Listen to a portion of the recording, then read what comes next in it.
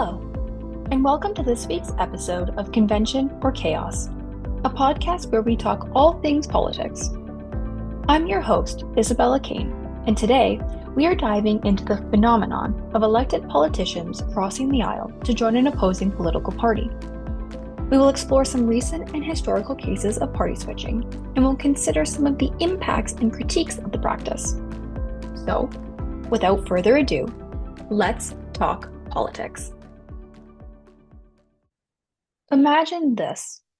You're an elected MP in the House of Commons and are faced with the decision to vote along party lines or remain loyal to a party that you no longer see representing what you think is the right vision for Canada.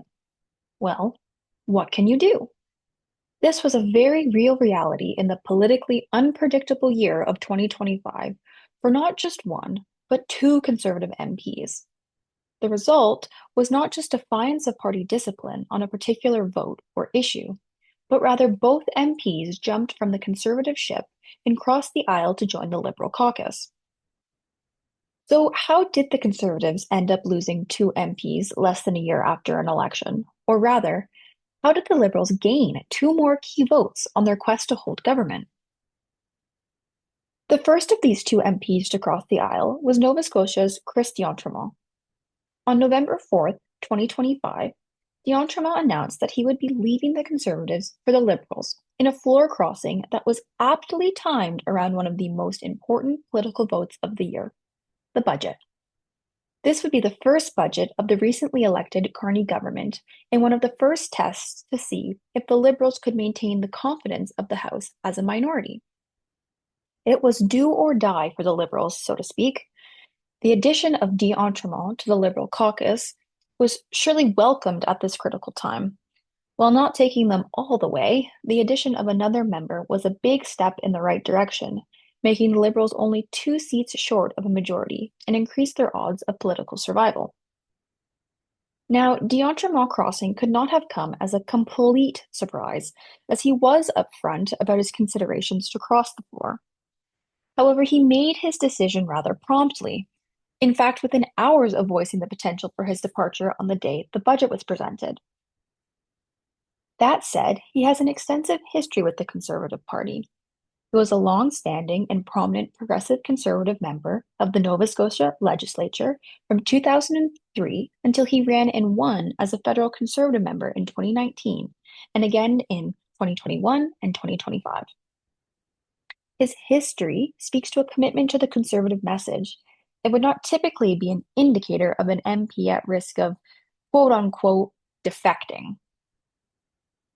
D'Entremont himself noted that his decision to switch parties was rooted in doing what was best for his constituents. This makes sense. This is the job of an MP. He wanted leadership, collaboration, and unity as opposed to negativity, things he said weren't present in his former party. Knowing that budget votes are critical, he said he wanted it to pass, as he felt it would be good for the interests of his constituents. While these are sound and compelling reasons to make a change, they can hardly be the only relevant considerations.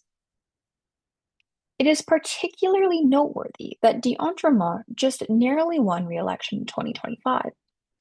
His margin of victory was just 533 votes. In terms of trying to best represent his constituents, this very narrow gap between Conservative and Liberal voters in the riding could have encouraged a change in party allegiance due to shifting political views on the local level. There is something to be said about how tailoring how you represent your constituents could be motivated by a desire to win their support in future elections as well. D'Entremont faced heavy criticism from his former colleagues, no doubt at increased tension due to the narrowing margins between the Liberals and majority status.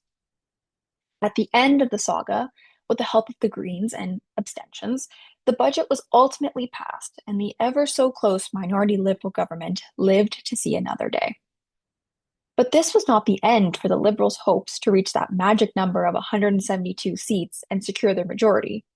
Just over a month after Chris D'Entremont crossed the floor, a second Conservative MP made the trek across the aisle to join the Liberals.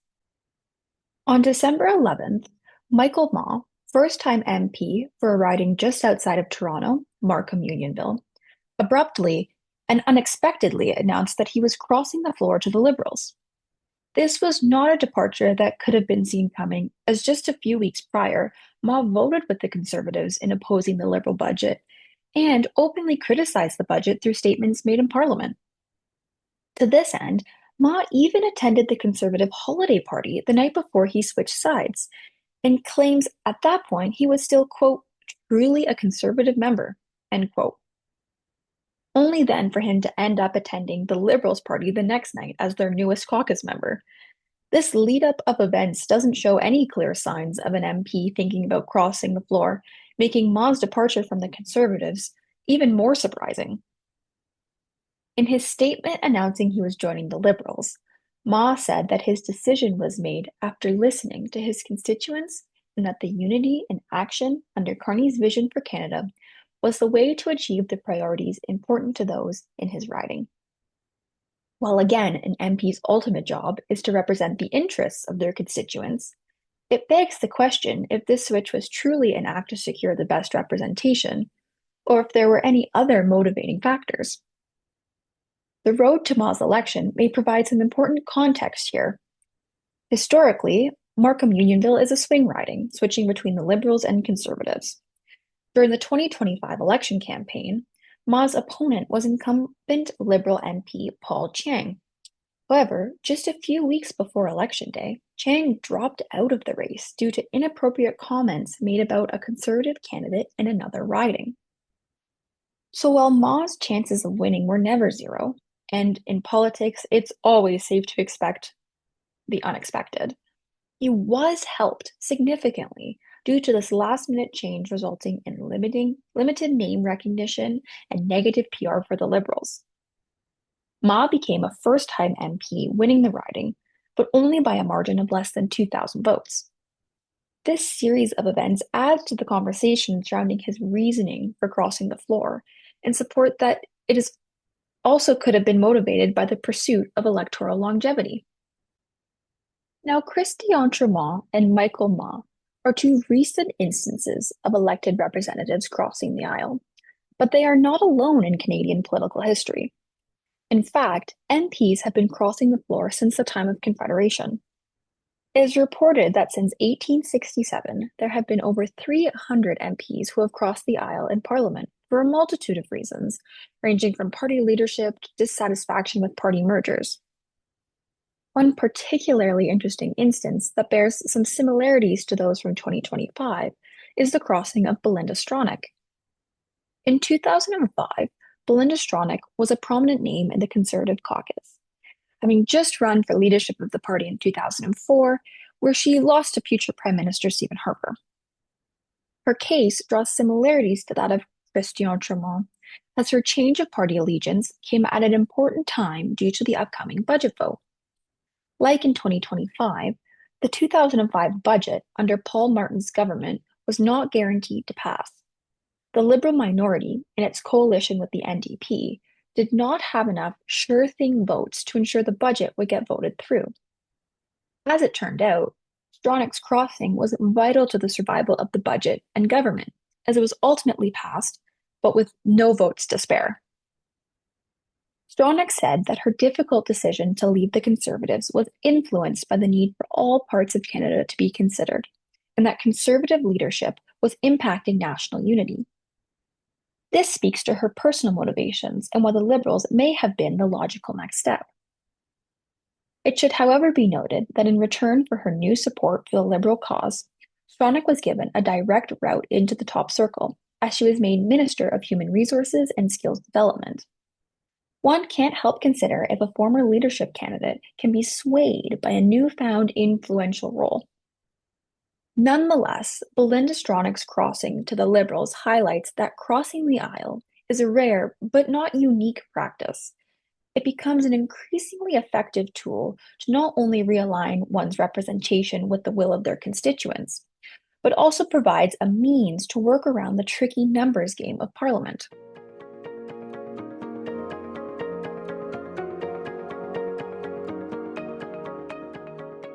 Crossing the aisle is typically not a common practice in modern-day Parliament, and is generally a surprising or unexpected occurrence when it does happen.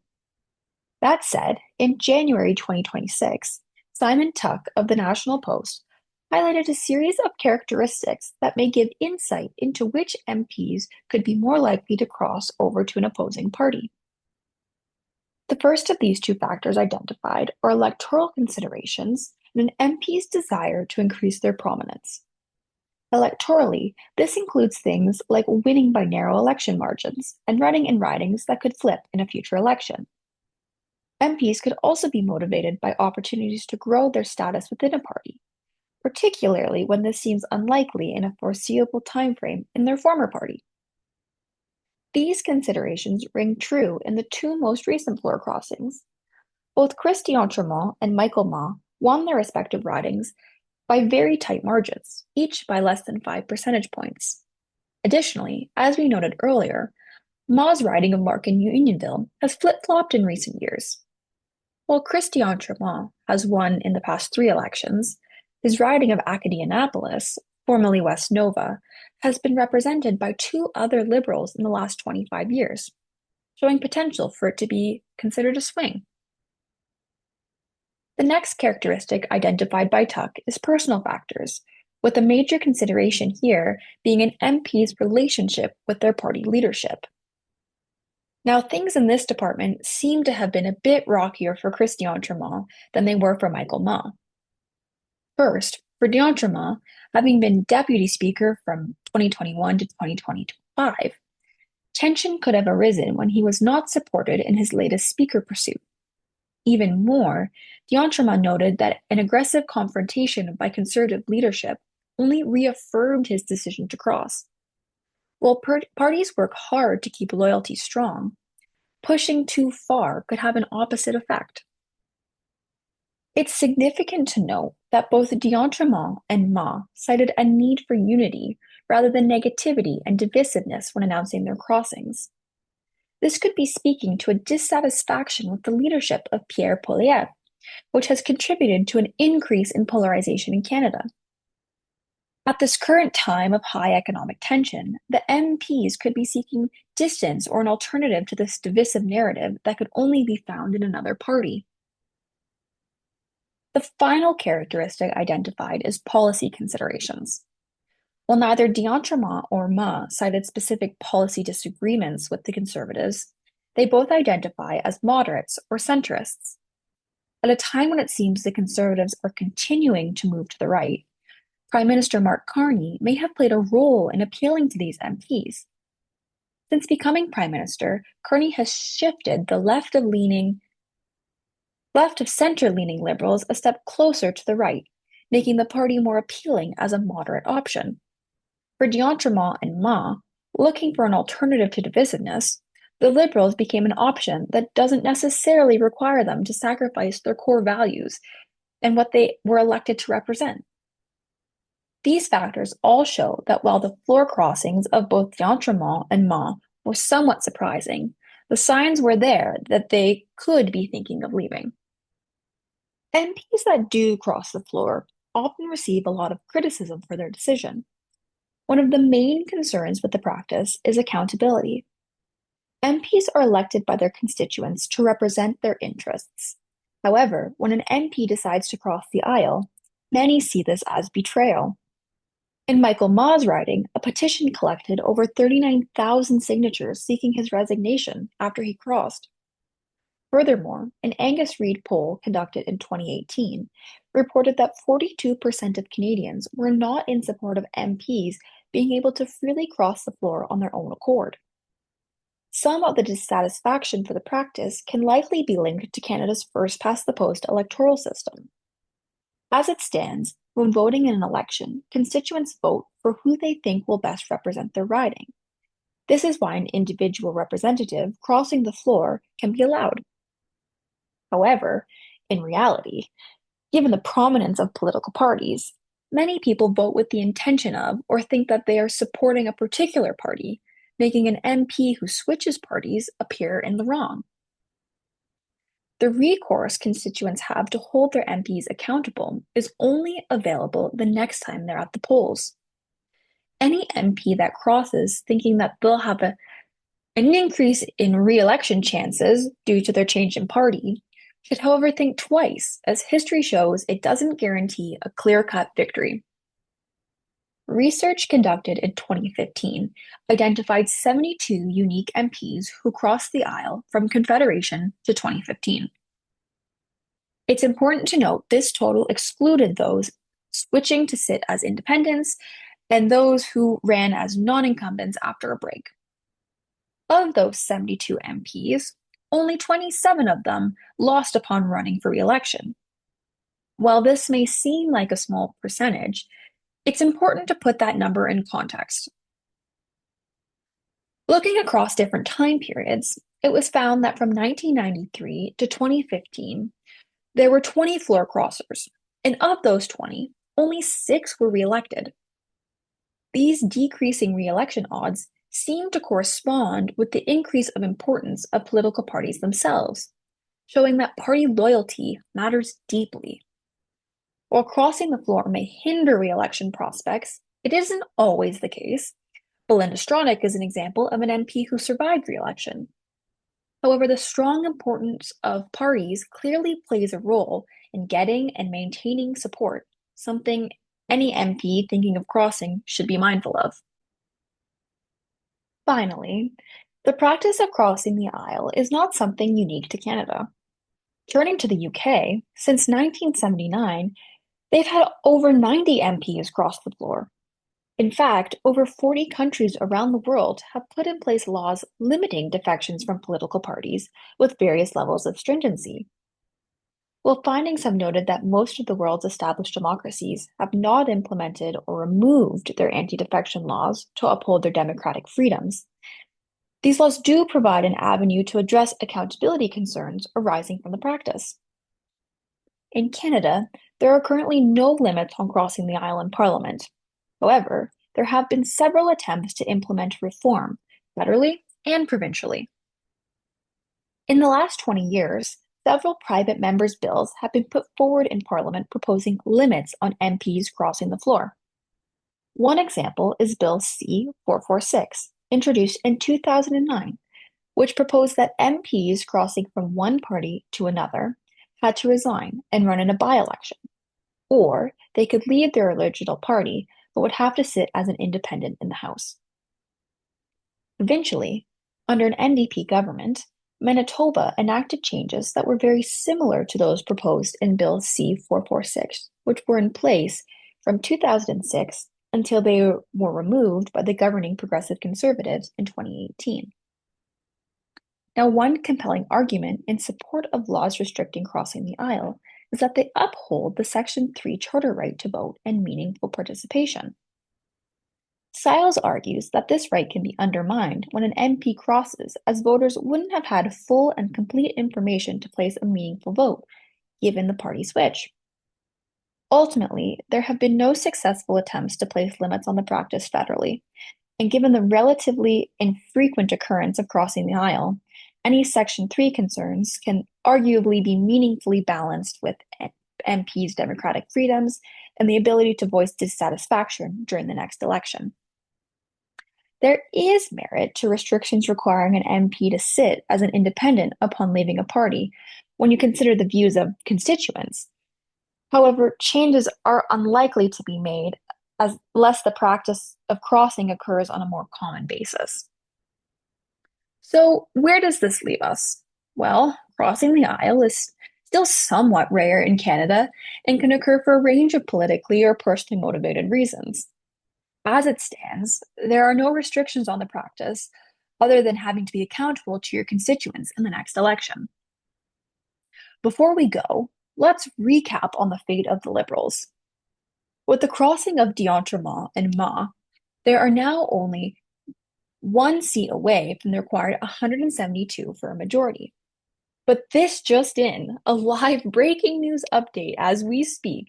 It was just announced that another Conservative MP, Matt Genero, who previously announced he would be resigning, has crossed the floor to the Liberals.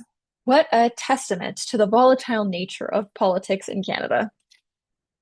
This could be a huge development, as barring the results of the several upcoming by-elections, the Liberals could have just gained exactly what they need to secure their power, and all thanks to the phenomenon of crossing the aisle. That's our episode for today. Thanks for tuning in, and we'll catch you next time on Invention or Chaos.